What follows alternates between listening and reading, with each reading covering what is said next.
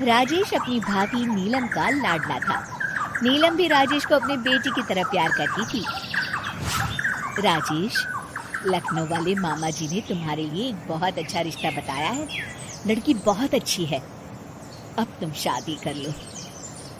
अरे नहीं भाभी, शादी तो बर्बादी है। भला तुम्हारे हाथों के खाने में जो स्वाद है वो किसी और के हाथों में कहाँ। मुझे अभी शादी नहीं करनी भाभी।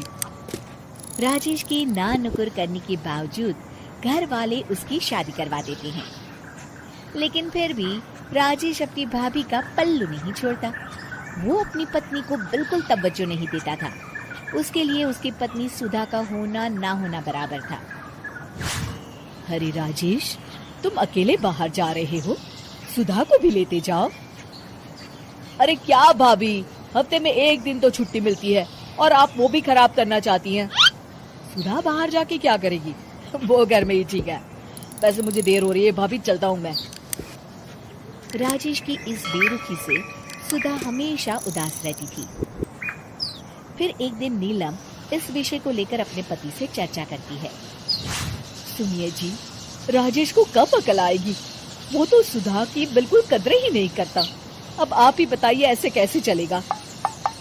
तुम ठीक कहती हो, राजेश को सही रास्ते पर लाना ही पड़ेगा। चलो, मैं तुम्हें एक उपाय बताता हूँ। फिर 2 दिन के बाद नीलम बाजार से खरीदारी करके घर लौटती है। ये लीजिए माँ जी, मैं आपके लिए नई साड़ी लेकर आई हूँ। बबलू, ये तुम्हारे लिए। नीलम सबके लिए कुछ न कुछ लेकर आती है। भाभी, आप मेरे लिए कुछ नहीं लेकर आई क्या?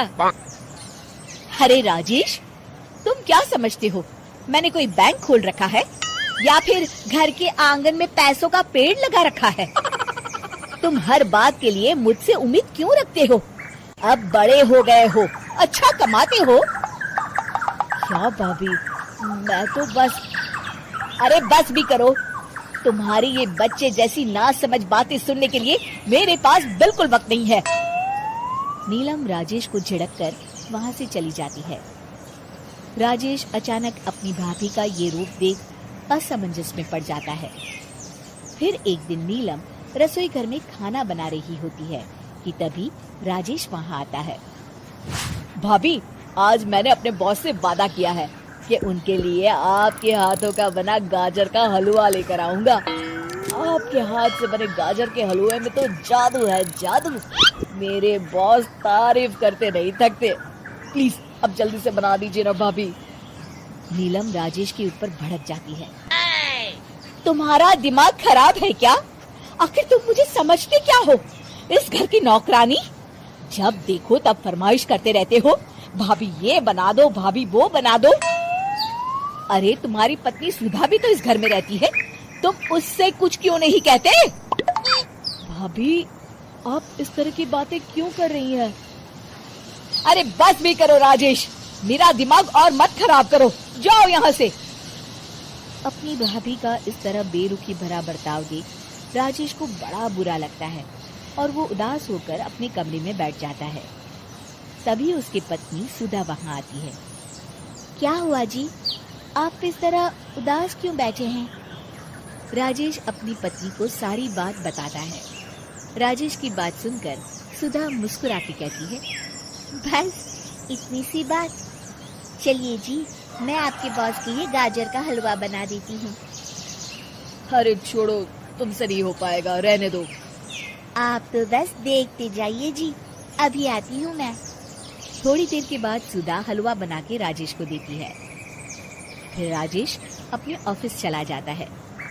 शाम को जब राजेश घर आता है तो खुशी के मारे अपनी पत्नी सुधा को गले लगा लेता है। अरे वाह सुधा, तुमने तो कमाल कर दिया। सच में क्या स्वादिष्ट हलवा था। मेरे बॉस बहुत तारीफ कर रहे थे और इस हफ्ते घर आ रहे हैं तुम्हारे हाथों का खाना खाने। और इतना ही नहीं, उन्होंने मेरा प्रमोशन भी कर दिया है। सच? हाँ, मुझे माफ कर दो सुधा, आज तक मैं तुमसे गैरों की तरफ पेश आता रहा। अरे ये कैसी बातें कर रहे हैं जी? मैं तो आपकी पत्नी हूँ। धीरे धीरे राजेश अपनी पत्नी के साथ पूरी तरह घुल मिल जाता है और अपना ज्यादातर समय सुधा के साथ बिताने लगता है और उसकी हर छोटी मोटी जरूरतों का ख्याल भी रखता है।